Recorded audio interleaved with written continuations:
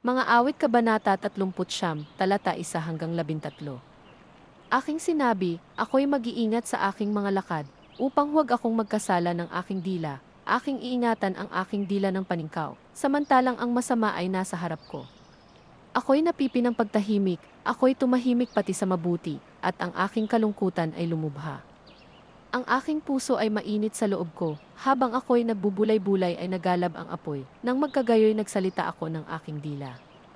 Panginoon, ipakilala mo sa akin ang aking wakas, at ang sukat ng aking mga kaarawan, kung ano, ipakilala mo sa akin kung gaano kahina ako.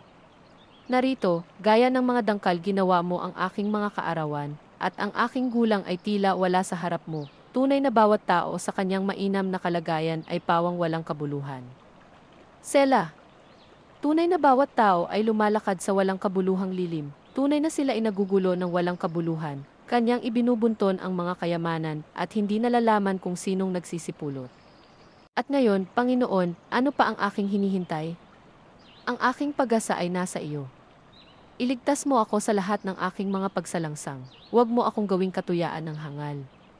Ako'y pipi, hindi ko ibinuka ang aking bibig, sapagkat ikaw ang gumawa. Iurong mo sa akin ang iyong suntok, ako'y bugbog na sa suntok ng iyong kamay. Pagka sa pamamagitan ng mga parusa, dahil sa kasamaan ay iyong sinasaway ang tao.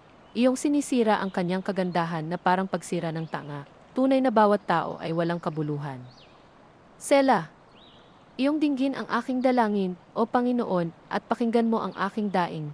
Huwag kang tumahimik sa aking mga luha, sapagkat ako'y taga-ibang lupa na kasama mo, nakikipamayan na gaya ng lahat na aking mga magulang. O tulungan mo ako, upang ako'y magbawing lakas, bago ako manaw at mawala. Mga awit kabanata 39, talata 1 hanggang 13.